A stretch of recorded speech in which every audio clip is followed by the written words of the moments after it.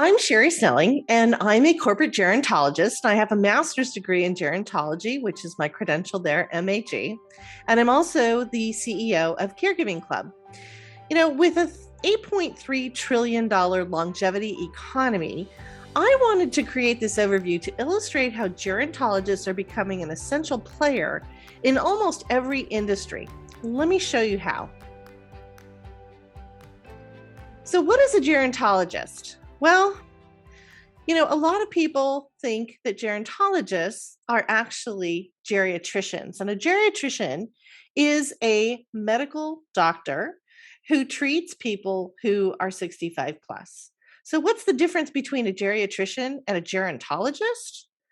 Well, a gerontologist is someone who actually focuses on the life course. And we look at what we call from the womb to the tomb. We're studying how people age, the choices we make and where we want to live, our educational level, our work, our social circles, and our lifestyles.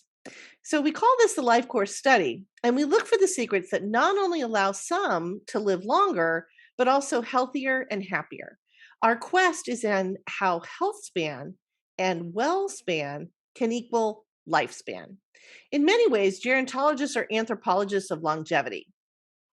The word gerontology was coined by Ilya Mechnikov in 1903 and came into its own in the 1940s with the man known as the father of modern gerontology, James Beeren, who began organizing gerontology as its own field. And later, he was involved in starting the National Institute on Aging. In 1965, Beeren was recruited to become the first dean of the first gerontology school at the University of Southern California, now called the USC Leonard Davis School of Gerontology. It is still number one nationally, and that is where I received my master's degree in gerontology. I'm a very proud alumni. So, what do gerontologists study? Well, we call it the BPS Framework, and what that stands for is biopsychosocial integration. We look at where these three areas of life intersect, and we know that balance in all three of those areas is what is going to give us optimal longevity and optimal health span, well span, and ultimately lifespan. But the BPS framework is not new. The ancient Greeks understood that good health was tied to physical and social environments as well as to human behavior. They defined health as a state of dynamic equilibrium between the internal and the external environment. In our more modern society, our healthcare and long-term care systems have long been based on medical care practices. Today, we talk about holistic health, social determinants of health, and person-centered care. But these principles of health are not new. Somehow, between the ancient Greeks who focused on these things and the revival of gerontology in the 20th century, we are finding our way back to what truly makes us live longer and healthier. So, in my company, Caregiving Club, I take the BPS framework and I break this down into 7 essential areas of life. As you can see there: physical, social, environmental, emotional, intellectual, financial, and spiritual. And 7 is a very powerful number in our culture and our history. Everything from the 7 main oceans and 7 continents to the 7 main constellations in our skies, 7 colors in a rainbow, 7 notes in a musical scale, and of course, 7 days in the week. By focusing on 7 elements of life, we reconnect with these 7 wonders of our world. At the end, I will show you how 7 is not an overwhelming number when we're pursuing our wellness plans. And it's because behavioral science plays a big role in how to tackle them all and achieve this optimal wellness balance. So, is gerontology a growing field? Well, I think the answers are here on the screen. First of all, the World Economic Forum did a Jobs of Tomorrow report a couple of years ago. And what they reported is that the care economy is the number one area for job growth. And in fact, their statement was that over the next 3 years, 37% of jobs in the global economy will be in this care economy sector. Now, the care economy is a pretty vast economy, and it includes everything from our healthcare professionals to our holistic care professionals and to other elements that are all providing some type of care to others within our society. And this would include also our long term care workers. That's everybody who lives in our older adult communities and assisted living and skilled nursing communities, as well as home care and home health aides. And then the chart on the right is actually from the US Census Bureau. And there's going to be a seminal event in US history coming up in 2035, which is only 12 years away.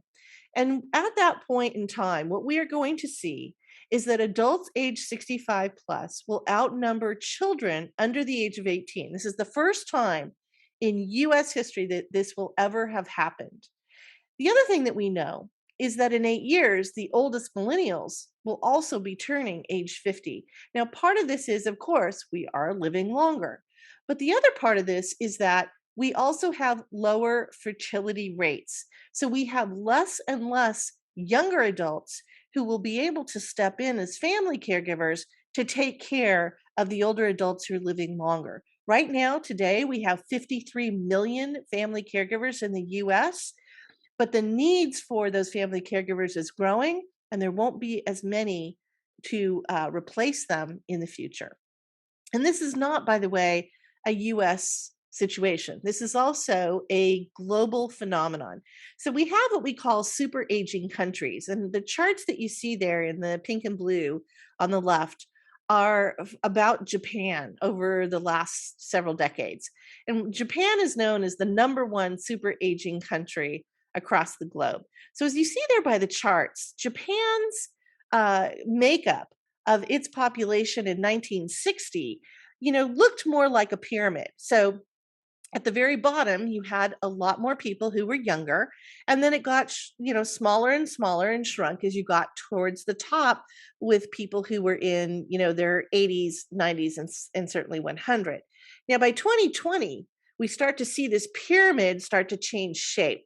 And what we're seeing now is that there's a lot bigger growth in the middle, so that at the very higher ends, where people are in their 90s and 100, and the people at the lower ends who are between the ages of 1 and 10 are much smaller. But in the middle, we've got this ever growing group of people who, again, are aging. Now, take a look at the chart for 2045. All of a sudden, we've almost inverted the pyramid, where we have far fewer people who are at the younger ages. And then the bulk of society in Japan is going to be in their 70s, 80s, and 90s. And this is why Japan actually leads the world on the development of things like robotics, because they know there won't be as many younger humans to take care of their older people in society, and so they're going to have some kind of robotic support in order to do that. Now, when it comes to super aging countries, Japan and Germany actually are at the top right now, but by 2030, France, Singapore, the United Kingdom, the US, and many other countries, Italy, and others, are going to be joining these super aging kind of dynamics that you're seeing. And again, it's because globally we have many, many people living many more years and fewer children being born, particularly in developed countries. So when it comes to gerontology, until recently, there were two main types of gerontologists. One was the social gerontologist, and the other was a biogerontologist or geroscientist. And they're exactly what their names say. So a social gerontologist deals more with the social and emotional aspects of aging, while a biogerontologist studies the physical and biological aspects of aging. But things are changing because this whole area of gerontology is growing exponentially. So as I mentioned, I'm a corporate gerontologist, and I'll talk in a little bit on the next slide about what corporate gerontologists do. But in addition to corporate gerontologists, we also have now financial gerontologists, and they do exactly what you would think. They help their customers, both in retail banking, but also in wealth management, to take a look at longevity and to understand what are the challenges from a cost perspective and a savings perspective. How do we take a look at all of the things that are happening in terms of this larger aging society and our cost of care and our financial well-being? There's also academic gerontologists. Obviously, these are professors who go into teaching. So many more schools now have schools of gerontology. So there's a lot more focus and a lot more need for our academic gerontologists. Urban gerontologists, this is a really interesting field because this is all about everything from city and urban design to building design to home design, and even inside the homes, things that are happening with interior design to make things more accessible, more assistive as we age. So very interesting field for architects and builders and construction and interior designers. And then, of course, in the technology area, we have gerontologists. So there's a lot of investment dollars now going into age tech startups to really start to move forward on how we can use technology to support our older adults. Applied gerontology is an interesting field. So the difference between both applied gerontology and then also, as you see there, administrative gerontology is that applied gerontologists usually attempt to educate the public around older adult issues, particularly in terms of policy and advocacy work. You're going to see probably a lot more applied gerontologists who go into nonprofit organizations, trade organizations, and others who are helping our legislators understand and who are moving forward with the type of legislation that we need to support an older population. Now, the differences of administrative gerontologists are typically people who go into older adult communities and help to really enrich the lives of those older residents and create programs and services built around the needs of older adults within those older adult communities. So I mentioned gerontologists in various industries. These actually, I think I know just about everybody that I have up here, but I just wanted to give you a little flavor of who's out there. So, for instance, the CEO of Generator Ventures, which is a incubator accelerator particularly in the age tech area, is a gerontologist. In fact, she has her PhD from USC. We also have at the SCAN Foundation, which is one of the larger health plans on the West Coast, but also offering plans nationally. The vice president of equity and community impact at the foundation is also a gerontologist. At the Hartford, they have a Center for Mature Market Excellence led by a corporate gerontologist.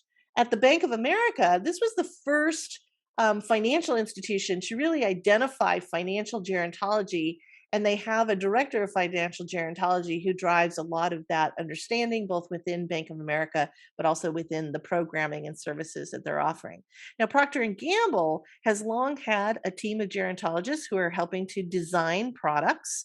And then in the world of arts and culture, this is a very big growing area for gerontologists. And I know a particular filmmaker who also went back and got his gerontology master's, really fascinating, so that he's able to create content and entertainment around the sensitivities and the understanding of an older population.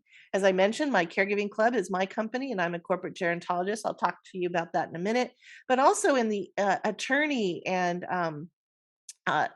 being a lawyer in that industry, we see elder law attorneys. Now, elder law attorneys can get a credential. This is a certificate that is based on anywhere from, I think, 8 to 12 weeks of in-depth training in older adult issues and regulatory issues around nursing homes and assisted living and other facilities, but they really understand the nuances, the legal and financial implications and regulatory implications of Medicare and Medicaid and Social Security and all those things.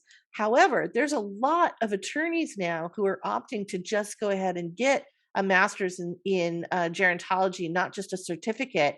And I know a real estate attorney who is also a social gerontologist. And then also, I mentioned the startup companies, so I wanted to just do a shout out to some of them. A good colleague of mine was the chief gerontology officer at GrandPad. I also did some consulting for them early on. Papa, which is a new startup company valued at over $1 billion. They have an advisor on their board, excuse me, who is a gerontologist. I've been the chief gerontology officer for Embodied Labs, which is a virtual reality immersive platform to help train our healthcare workforce on issues such as Alzheimer's and Parkinson's and other issues. And then I'm also an advisor to two other startups, Joe and Bella, which is focusing on adaptive clothing, and also Ready Set Care, which is kind of a navigation site for family caregivers to really guide them from personal responses that they give to a survey on how best to support their loved ones, particularly in the financial and legal areas, and what are the resources out there. So really great things happening out there with a lot of the startup companies. And I think that, gerontologists are going to be playing an ever more important role within companies, and this career choice opens up tremendous possibilities to bring an expertise into an organization. And I just want to give you a little story about that. So in 2018, Starbucks, which as we all know is the global coffee chain, they opened up a branch in Mexico City that would be operated solely by staff over age 60. And Starbucks Mexico CEO, Christian Guerra, expressed his view on this new branch in the press, and he stated that it was his aim to provide employment opportunities for older adults that they would not otherwise have.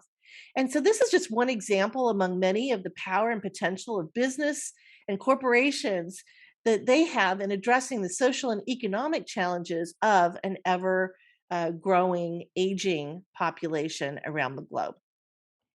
So I mentioned to you the value of a corporate gerontologist. So these are all the many things that corporate gerontologists can bring to different organizations and businesses. So everything from looking at usability and user interface and product design and product development, to understanding data and metrics of an older customer or older population, building in survey and assessment tools that are relevant and sensitive to customers who are older. Also, business development. A lot of the age tech startups that I mentioned are looking for credibility with investors. So, having someone on your team or advisory board who really understands gerontology lends a lot of credibility and value to that business. Content marketing is a huge space. This is where I do a lot of my work, but it's everything from how do you engage, what language do you use, what sensitivities are there, and what do you need to develop in terms of your brand and your brand persona to address older adults. Certainly, customer service is a big area. Really understanding that older customer and what their needs and nuances are in being able to serve them.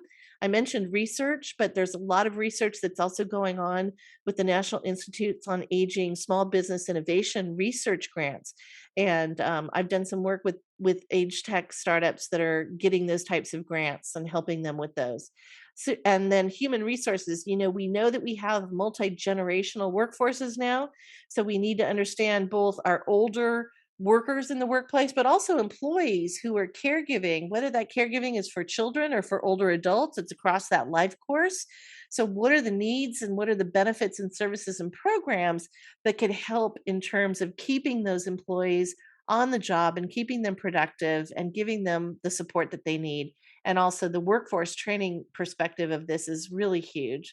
And then I mentioned earlier, the urban gerontologist, but environmental design is huge. And whether it's our communities or our office buildings or even well home design, this is an area where a lot of gerontologists are advising builders and contractors and architects and others who, don't have an expert in gerontology, to really understand how we need to look at how we create better environments as we have an ever growing aging population. So I think that all of these areas are places where a corporate gerontologist is going to add a lot of value to your business. And as I mentioned, my business caregiving club, we look at two things. One, we do consulting for both large and small organizations. My particular area of expertise is in caregiver wellness, Alzheimer's and brain health, and also well home design and universal design. My industry experience, I've done a lot in the employer channel. Caregivers, family caregivers are 1 in 6 employees are caring for an older adult. So understanding that we have an aging workforce, but we also have needs of the younger workers in our workforce. 25% of millennials are family caregivers right now for a parent or grandparent. So everything that we need to understand from an employer's perspective, that's where I've done a lot of my work. But I've also done work in financial services, and as I mentioned, age tech, Fortune 1000 companies, entertainment and media, and also interior design, which is where I'm doing a lot of my work now around home design.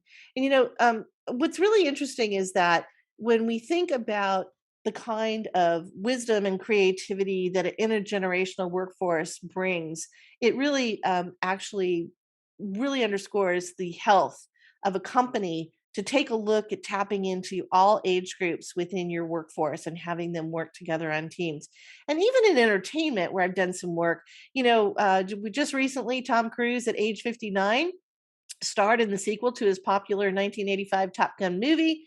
And it broke opening weekend box office records over the Memorial Day weekend and became the most successful movie ever to open on a Memorial Day weekend. And so, to kind of use a pun, the sky is the limit when it comes to older people being able to drive economic success. So I think it's really unreasonable for any organization to count out whether it's an older worker or addressing older customers or whatever you're looking at. The other things too that I do in terms of content, I do a lot of educational webinars. I do a podcast, Caregiving Club on Air, and I've written several books. My new book coming out is Me Time Monday. And just to segue into that, the program that I have built is a behavioral health and behavioral science program that is about finding that balance in the 7 elements of wellness that I mentioned earlier. And so when it comes to the psychology of things like habit stacking and micro steps, the psychology of flow, color psychology, and even there is science behind Mondays being the day that most people choose to start healthier habits and maintain them with a weekly check-in. More people are successful using Monday as a reward and reset day than any other day of the week. And this is one of the reasons why I chose Me Time Monday, to help family caregivers really focus on that balance of those 7 elements of their life, and to do it in small, tiny ways. That is something simple, something relatively free, and something that doesn't take a lot of time, that they can find success in and achievement. And I think what makes the Me Time Monday program different from other behavioral science programs is the core of the program is fun. Being playful, living colorfully. My mission is to bring joy to health and happiness, and to bring both of those things to longevity. So you can learn more about this program and everything that I do at caregivingclub.com. And I just want to thank you for listening to what is the role of gerontologists in our society and how we can help you in terms of solving some of the challenges and some of the creativity that we know is needed to support older adults. Thank you, and take care and stay well.